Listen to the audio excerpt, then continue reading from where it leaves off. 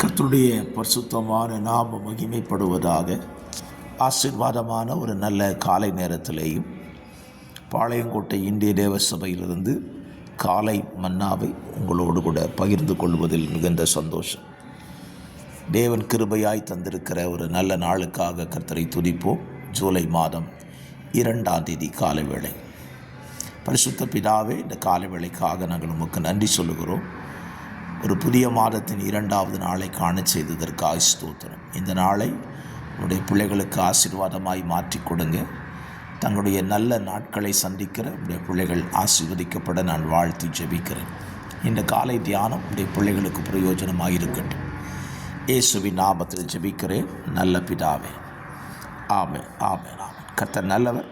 இன்றைக்கான தியான அதிகாரம் உபாகமம் 27வது அதிகாரம். 26 வசனங்களை உள்ளடக்கின இந்த அதிகாரத்தில் ஆண்டவர் சில முக்கியமான காரியங்களை இஸ்ரவேல் ஜனத்தோடு பேசியிருக்கிறார்.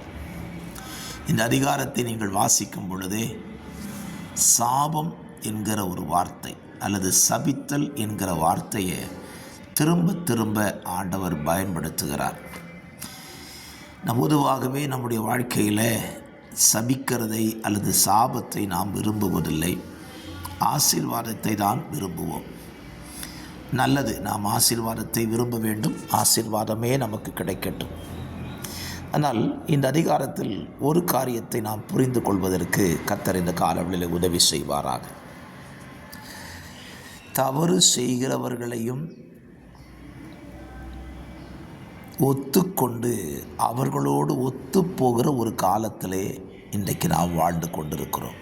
சமுதாயத்திலே, சபைகளிலே உயர்ந்த பதவியில் இருக்கிறவர்கள், ஐஸ்வர்யவான்கள், பெரிய மனிதர்கள் அவர்கள் செய்கிற தவறுகளை தவறு என்று சுட்டி காண்பிக்க முடியாதவர்களாய் அந்த தவறை தட்டி கழித்து அல்லது தட்டி கொடுத்து அவர்களோடு ஒத்துப்போகிற ஒரு மனநிலை இன்றைக்கு அநேகரிடத்தில் வந்துவிட்டது.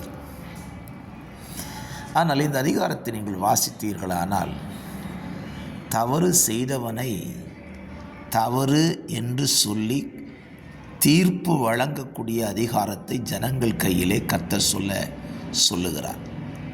உதாரணமாக, குற்றமில்லாத ஒருவனை கொலை செய்து அதற்கு அவனை தப்புவிப்பதற்கு பரிதானம் வாங்குகிறவனை பார்த்து சபிக்கப்பட்டவன் என்று சொல்ல வேண்டுமா?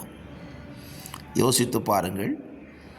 இன்றைக்கு குற்றம் செய்கிறவர்களை குற்றவாளி என்று சொல்வதே முடியாத காரியமாக இருக்கிறது. அவனை எப்படி தப்புவிக்க வைக்கலாம் என்று தானே யோசித்து செயல்படுகிறார்கள். அது உலக நீதிமன்றங்களாக இருக்கட்டும், ஆவிக்குரிய கோலங்களாக இருக்கட்டுமே, தவறு செய்கிறவனே நீ தவறு செய்தா என்று சொல்லி அவன் மேல் ஒரு தண்டனையை கூறுகிறதான தைரியம் இன்றைக்கு அநேகரிடத்தில் இல்லை. விசேஷமாய் ஆவிக்குரிய கோலத்தில் இது மிக குறைவாக இருக்கிறது. தவறு செய்கிறவனை எப்படி தப்பிக்க வைக்கலாம் என்று தான் யோசிக்கிறார்களே தவிர, தவறு செய்தவனை தவறு என்று சொல்லி அவனை திருத்த யாரும் முயற்சிக்கிறது இல்லை. என்னுடைய வார்த்தையை கேட்டுக்கொண்டிருக்கிற அருமையான கர்த்தருடைய பிள்ளைகளே, உங்கள் வாழ்க்கையை நீங்கள் யோசித்து பாருங்கள். நீங்கள் எப்படி இருக்கிறீங்க? தவறு செய்தவர்களோடு ஒத்து போகிறீர்களா? அல்லது தவறு செய்தவர்களை பார்த்து நீ தவறு செய்கிறாய், இது தவறு என்று நீங்கள் கண்டிக்கிறீர்களா என்று யோசித்து பாருங்கள். ஆண்டவர் இஸ்ரவேல் ஜனத்தினிடத்தில் அதைத்தான் சொன்னார். தவறு செய்கிறவர்கள் எந்த தவறாக இருக்கட்டும், சின்ன தவறோ பெரிய தவறோ, அவன் தவறு செய்தவன் என்று சொல்லி அவனை திருத்த நாம் முயற்சிக்க வேண்டுமே தவிர அவன் தவறை மூடி மறைப்பது மிகப்பெரிய குற்றம். ஆகவே இந்த விஷயத்தில் நீங்கள் கவனமுள்ளவளாக இருந்து இந்த நாளிலே உங்கள் வாழ்க்கையை சரிப்படுத்தி கொள்ளுங்கள். கர்த்தர் நிச்சயமாய் உங்களை ஆசீர்வதிப்பார். அதற்கு ஒரே ஒரு வழி, நியாயப்பிரமாணத்தை சரியாக நீங்கள் படித்து மனதில் வைத்து கொண்டாலே போதும். பரிசுத்த பிதாவே, இந்த காலவெளியில் இன்றைய தியான சிந்தை எங்கள் வாழ்க்கைக்கு பிரயோஜனமாய் மாறட்டும். குற்றம் செய்தவனை குற்றவாளி என்று தீர்க்காதபடி குற்றம் செய்தவனே என்று தீர்த்து அவனை திருத்த உதவி செய்யும். இயேசுவின் நாமத்தில் பிதாவே, ஆமென்.